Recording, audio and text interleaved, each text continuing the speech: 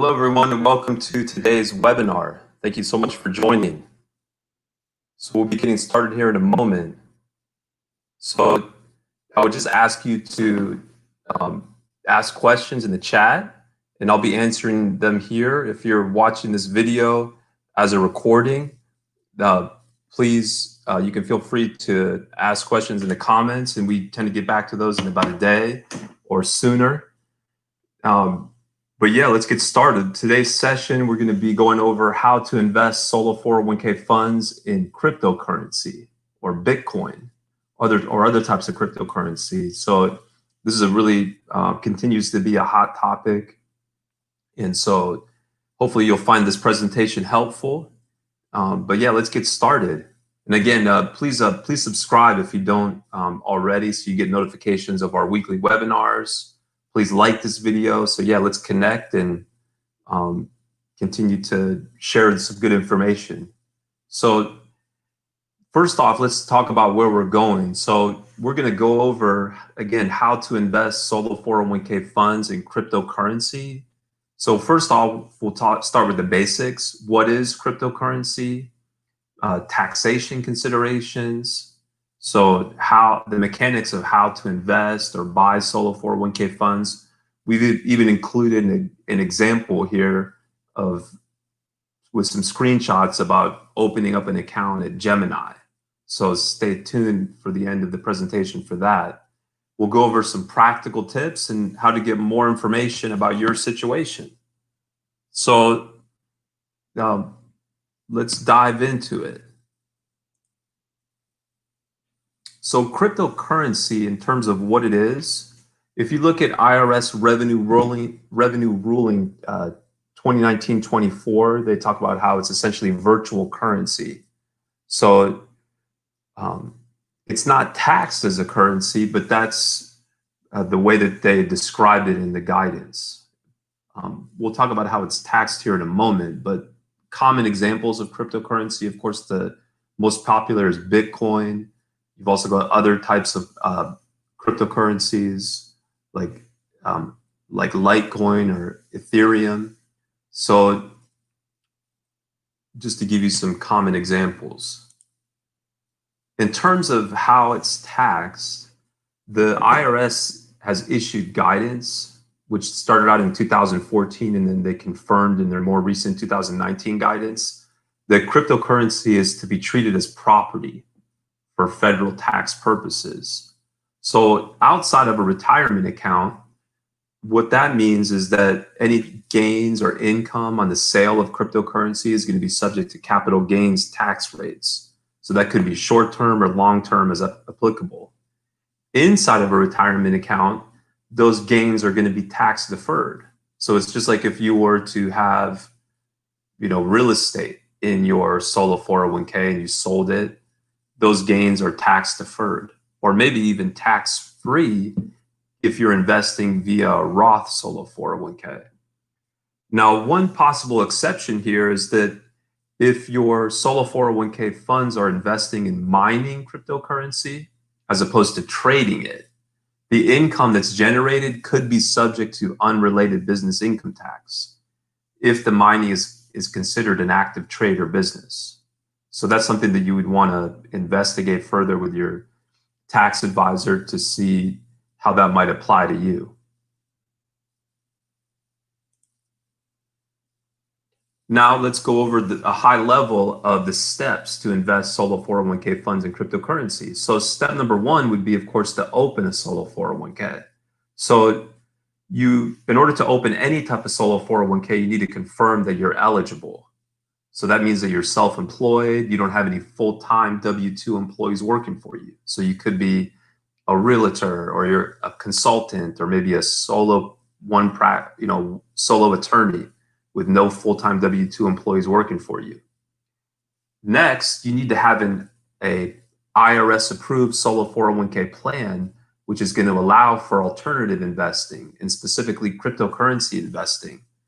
And of course, you want to look for a provider that has experience in helping others invest, because as you will see as we go through the remainder of the slides, that there are some pitfalls and special considerations. So it's going to be good if you're working with a provider that has done this before. Once you've opened up a plan, you need to now fund it. So that's step number 2. And as we'll talk about in the next slides, generally it's better to open up a bank account for purposes of funding that cryptocurrency exchange account. So you could technically open up a solo 401k brokerage account, like a brokerage account. For example, we have a lot of customers at Fidelity or Schwab, but it may be difficult to get the money from that brokerage account over to the cryptocurrency exchange account. So you open up, let's say, a bank account. It could be at your local bank in the name of the solo 401k, in the EIN of the solo 401k, and then you fund that bank account. You could be making 401k contributions. You could be rolling over money from a former employer plan or a non-Roth IRA. And then step 3, now it's time to open and fund an account at a cryptocurrency exchange. So assuming that you're not buying the currency in a private seller transaction, you're going onto one of these exchanges where people buy and sell cryptocurrency all day long. So that's, for example, your Coinbase, your Gemini, Kraken. Those are some common examples. So the key is that you open up that account in the name, in the EIN of the solo 401k. Then you're going to transfer the money from the solo 401k bank account into that cryptocurrency exchange account. Then you buy the cryptocurrency, right? And now it's time to store it. So even for folks that are not using retirement money, there's a school of thought out there that it's better to store the currency in cold storage. So you store it, for example, in a wallet. So if you take that approach, you want to make sure that the wallet is separate and segregated from investments that you might be making with non-retirement money. So it's exclusively for solo 401k investments. And then in terms of storing that wallet, you want to store it in a safety deposit box associated with the solo 401k bank account. Another reason that it's good to have a bank account as opposed to a brokerage account, so you can get a safety deposit box associated with that solo 401k bank account.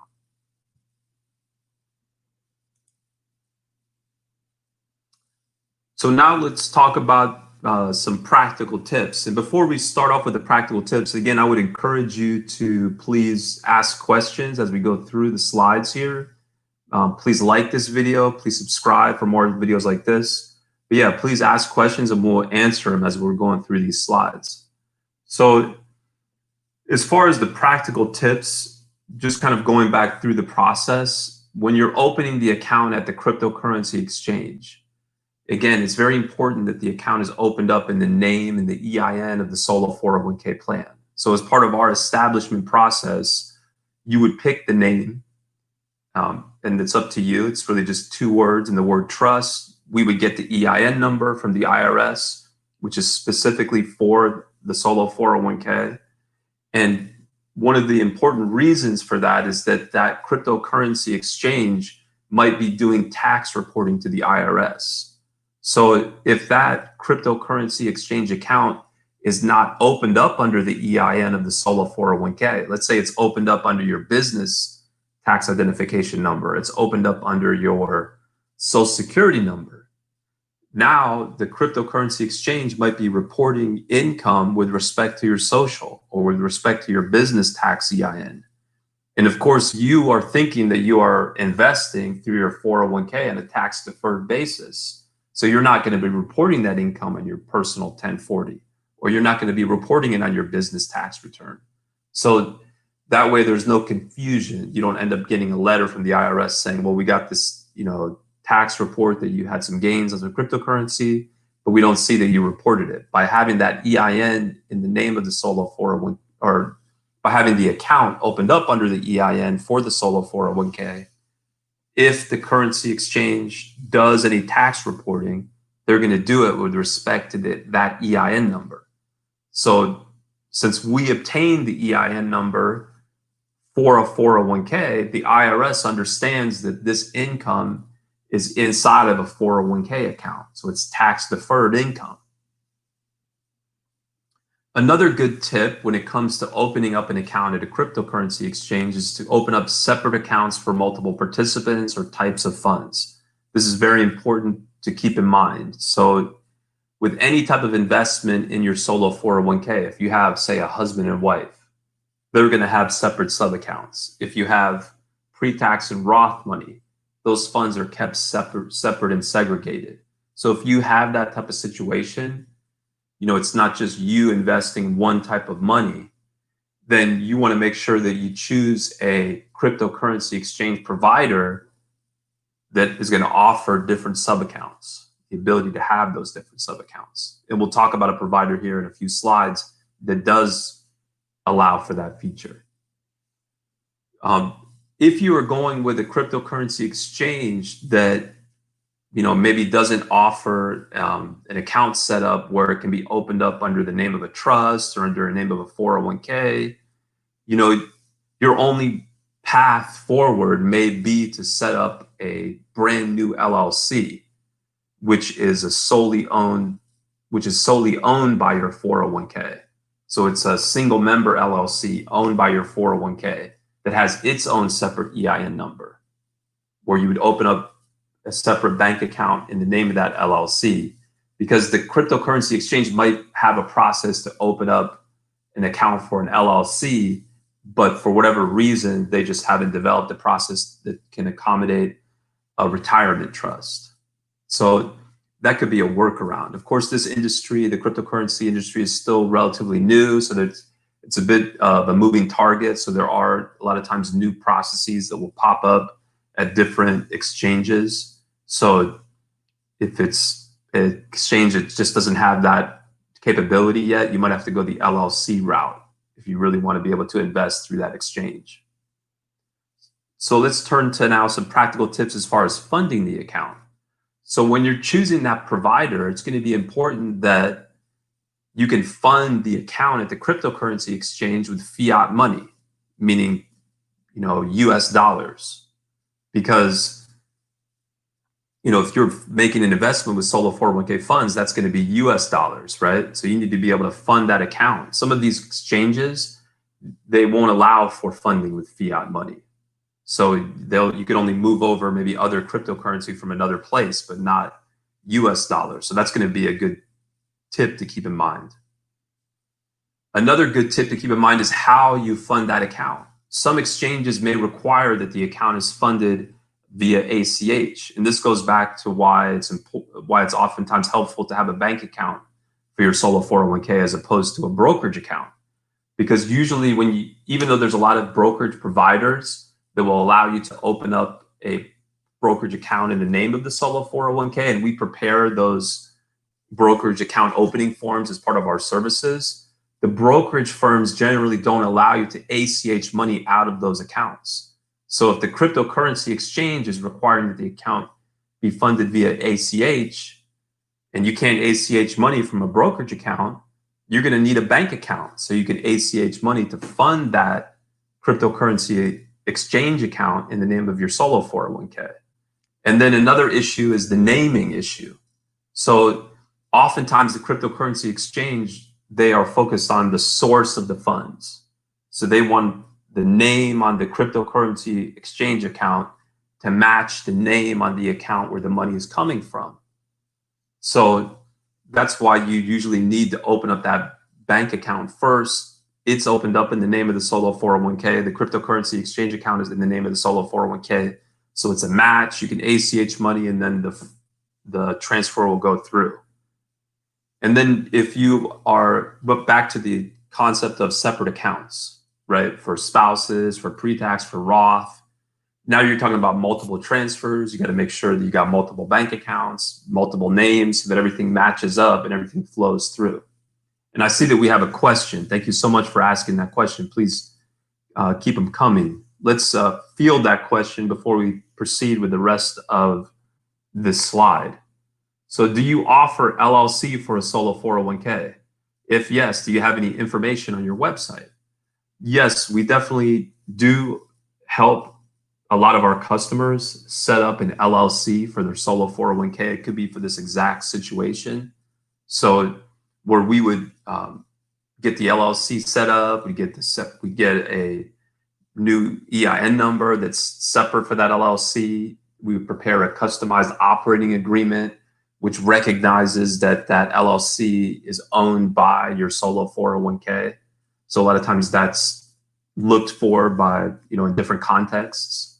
So what I can do is I can put a link to that information in the comments after this video gets posted. But yeah, we'll share that link. That way folks who are watching this maybe on a recording can see that also. But that's a great question.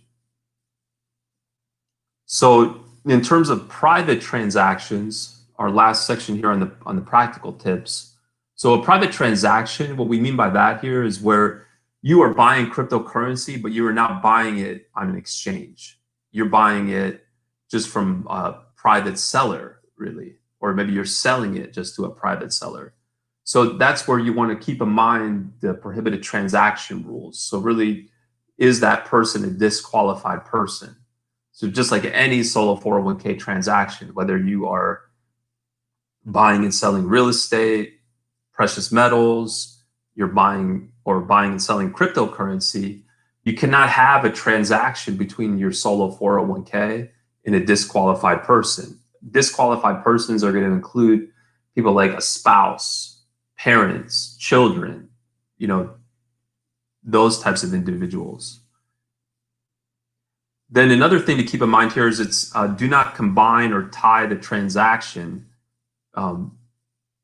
with non-retirement transactions.